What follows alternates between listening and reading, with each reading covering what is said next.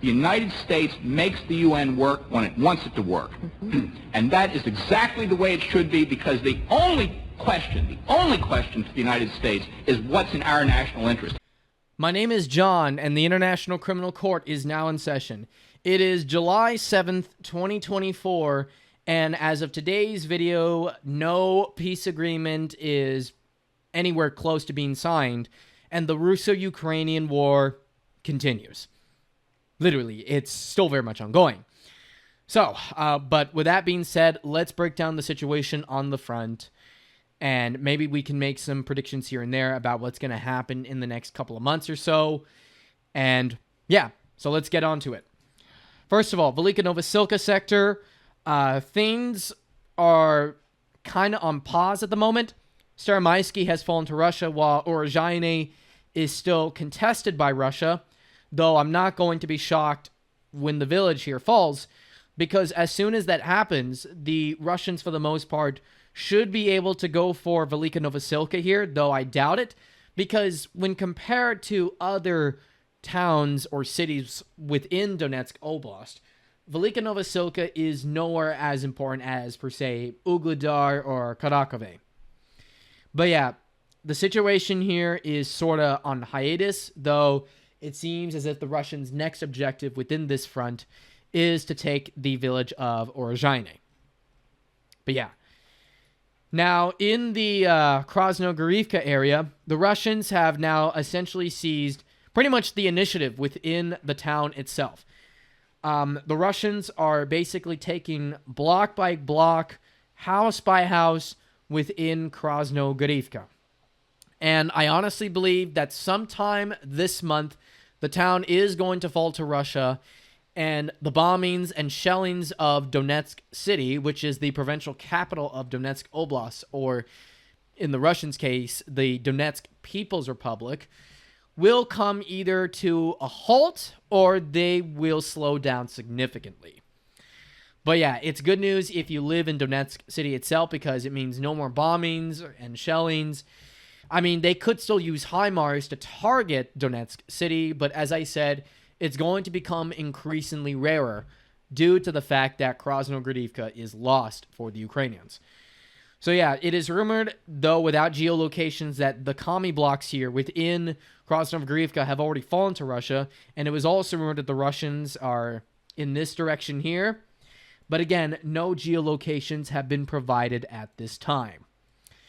Now, anyway, moving on to the Western Avdiivka front, or the Avdiivka front at large, the Russians have taken control over not just most of northern Kharkivka, but they've also taken control over eastern Kharkivka too, which is this section of the village here. The Russians have crossed the river, which is the Vovcha River, and the battle for this part of Kharkivka has essentially begun. And the fact that they didn't really have that many issues crossing the river to begin with is not good news for the Ukrainians. And if anything, it means that the village or town could fall within a matter of weeks or so. But yeah, keep an eye on Kharkivka, because if the village here falls, then the Russians will essentially start the campaign / push towards the town of Saladove, which is basically one of the last strongholds of the armed forces of Ukraine before the city of Pokrovsk, which is the gateway to Dnipropetrovsk Oblast in both western and eastern Ukraine, arguably all of Ukraine. But yeah, the Pokrovsk front is about to be formed because Novoselivka Persha is on the brink of being completely encircled by the Russians, and the Russians have basically put up complete fire control over basically always in and out of the village itself. So Novoselivka Persha is definitely going to fall to Russia within a matter of time. I don't know when, but it's absolutely going to fall to Russia.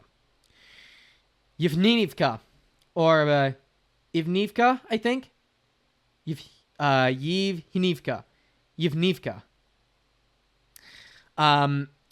It's rumored to have already fallen to Russia already, but again, no geolocations. Vosgod or Vosgod or Voskhod, has fallen to Russia. It's now been confirmed. Porez, this is definitely going to be the next major village to be contested by Russia on the Avdiivka Railway, which again leads to Pokrovsk itself, and Vovchi as well. So, yeah, these two are going to be contested by Russia soon, and I wouldn't be shocked if both of them fall to Russia. The Russians are advancing north of Novoalexandrivka towards the village of Vozdizhnivka, sorry. And they're not far from this key crossroad here that separates Pokrovsk and Konstantinivka. And once this road falls, there's going to be a lot of logistical problems for the Ukrainians.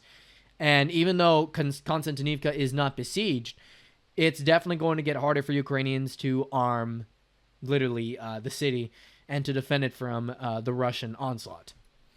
In the New York front, the Russians control arguably now 25% of New York in a stunning push that nobody saw coming.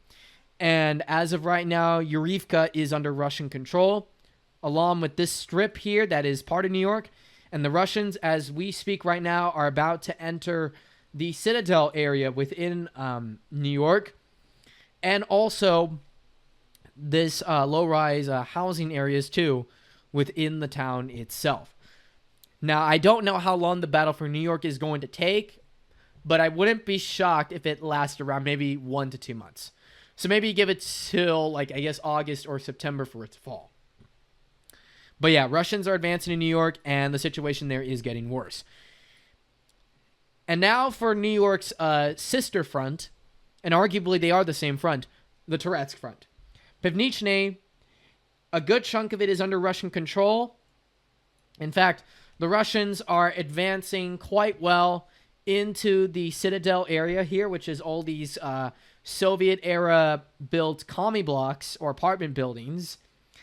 And from what I can understand, the Russians are doing well here, even though Ukrainians are putting up a tough fight. But because of the speed of the Russian advance and because of how badly things are looking in the Toretsk direction, it wouldn't shock me if they ended up taking not just this, but also the entire Pivnichne. And they would only like try to build maybe, I guess, a solid defense, I guess, between Pivnichne, Zalizhne, and Toretsk itself. Druzhba, this is definitely going to fall to Russia within weeks. I just can't see it standing for long. There's no commie blocks to protect it. And as soon as Druzhba falls, the Russians are either going to advance further south, which could mean either the complete taking of Pivnichne, or they could go even further south and take that big risk and go into Toretsk itself, or they're going to use it as a springboard to go up north, up the Sovietsky Donetsk-Donbass Canal, which will ultimately lead them to Chasiv Yar itself, this town here, which I'm sure all of you are familiar with by now because it's all over the news. And speaking of Chasiv Yar, the geolocation videos have came out. The microcanal district, despite being destroyed by the battles, is now completely under Russian control. And it is expected that the Russians are going to cross the canal very soon, though I don't really honestly know how long that's going to be before it does happen. But I am expecting Novi here to be one of the first, along with this district, though I honestly apologize if I don't know the name. But yeah, the Russians are certainly going to enter Western Chasiv Yar very soon, and it's not going to get any easier for both sides because Chasiv Yar is probably the gateway to the final frontier of the whole Donbass under Ukrainian control, and neither side can afford to lose this battle because it's literally on the highest ground possible within the area. But yeah, anyway, moving on. Where to go next? Yes, the Kupiansk front. Now, the Kupiansk front, as all of you know, for months now, has been sort of stagnant, like nothing has been going on here, due to how highly, well defended it is. But now it seems the Russians are now actually making a serious push here. Pichene, a good chunk of it is now under Russian control, like the southern portion of the town or village itself. And the Russians are also making advances on the north side too, so don't be surprised that they could take this village here. And once that happens, it's going to be a huge disaster for the Ukrainians, because for the very first time since September or August 2022, the Russians are going to be in a place where the Ukrainians kicked them out in, and that was the Oskar River, like right here. And there is this road, by the way, that goes from Klozny-Kivka, that goes all the way up north to Kupiansk, both left bank and right bank Kupiansk. Now, I personally believe that the focus of the Russian offensive this summer could, at least partly, could be the Kupiansk front right here. But as for its southern counterpart, I don't think the same way, because the Russians are still very far off from reaching, for instance, Borova right here. I mean, to be fair, they are closer to Borova than they are to, I guess, let's just say Liman. But, in fact, they're probably more likely to go for Borova than they are likely to go for, I guess, maybe Liman itself, maybe this year. But as far as I'm concerned, Mevkivka is being contested right now between the Russians and the Ukrainians. And I am expecting this village to be under Russian control maybe sometime later this month. And then after Makivka, the Russians are going to advance down south towards Nevsky. And then once that happens, the Russians will finally take another crack at Terny, and this time they're going to finally capture it. And they've had a really difficult time in this area, because Ukrainians just they just seem like they're so focused on defending this area here that they just have really good soldiers here, and the Ukrainians just refuse to give it up. I don't know why it's so important, but kudos to the Ukrainians. They actually care about it, and they're pushing the Russians back, even though the rest of their military isn't doing well in that regard. Now, moving on. Let's talk about the Kharkiv direction. Ooh. Oh boy. So right now, the Ukrainians are contesting in the village of Gliboke, or Gliboke. The village of Gliboke is being contested right now. Ukrainians are advancing, and a bunch of pro-Russian guys on Telegram and Twitter said that they won't be shocked if this village here falls to the Ukrainians, like falls back to the Ukrainians.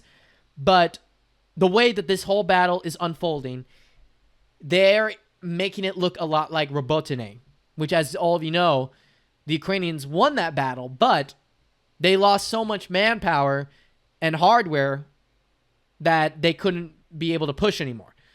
So what I'm expecting to happen is that if they were to take Gliboke, which wouldn't surprise me, by the way, I feel like the Ukrainians are going to stop. They're not going to push any further due to the high terrain areas of the Russians' control, and also the fact that the Russians are actually building more fortifications here to better defend the areas that they have within Kharkiv Oblast. But yeah, I'm expecting Gliboke to be back under Ukrainian control soon. That wouldn't shock me. And yeah, I'm not going to be shocked if it goes back to the Ukrainians. They definitely got to capture something before July 9th, between July 9th and July 11th. The NATO summit is coming up, so yeah, they're running out of time. Now, before we get to Volchansk, I want to talk a bit about this here. Stonitsky Kozachok. This village is under Russian control, and this front, which I call the Zolochiv front, none of these areas here were under Russian control during the initial Russian invasion of Ukraine. So this is the very first time that Russia has entered this village in this part of the front. And right now, I don't think they're going to do any big offensives here yet. But in the long term, I'm expecting them to do something, because Ukrainians right now are being stretched. Like, they're literally being stretched out within the Lipsy sector, western Avdiivka here, this big chunk here. They're being chewed out also within Chasiv Yar, and I guess Kupiansk. I honestly don't know, based on here what I heard in the news, that the Ukrainians can hold on to this area here. If the Russians actually got serious and launched an offensive in the Zolochiv direction, What's going to stop them from maybe doing a small, like, medium or to medium-sized arrow towards Zolochiv, if not, like, completely reaching it? Like, eventually, the Russians are going to launch an offensive in this area of Kharkiv. And when it happens, I don't know what the Ukrainians can really do, other than maybe relocate some troops from other parts of the front to here. They're really having a manpower shortage, and it's showing. Now, let's talk about Volchansk. The Russians have reportedly crossed the Servetsky Donets River, like in this area here, and they're about to enter the village of Prilipka. I honestly think that if they do launch an assault, they're going to be successful in doing so. They should be able to take Prilipka. But then after that, though, they got to go through this very green forested area. And then you're essentially in southern Volchansk, which is going to be very difficult to take. But yeah, if the Russians can secure a bridgehead within this area here, within this forested area, they should be able to launch an offensive on southern Volchansk under the cover of all these forested areas. And what could happen is yeah, we could essentially see them collapsing the entire Volchansk sector here in the southern direction. And within the town itself, the Russians are actually advancing within Volchansk. Now, there have been rumors that Russians are pushing hard to take the whole, like, Citadel, like, Kami Block area. In fact, it's the main defensive line within Volchansk itself. And from what I understand, as we can see on the Suryak map here, the Russians already now control around 1, 2, 3, 4, 5 buildings within this Kami Block area. I don't know how long it's going to take before this area falls to Russia, but it won't surprise me when it does. In fact, it seems inevitable that it will fall to Russia. And when it does, I honestly don't know how the Ukrainians can hold on to the eastern part of Volchansk. And from what I understand, Ukrainians have advanced in eastern Volchansk, but is it too little too late? They're trying to counterattack the not the Ukrainians, the Russians. Ukrainians are trying to counterattack the Russians right now in Volchansk. And it seems like there's a race against time because time is running out. If they're not able to break the siege, like partial encirclement of Volchansk by the NATO summit or so, let alone like if they're not able to break it and then the Russians suddenly take the Citadel area, it's over. It's done.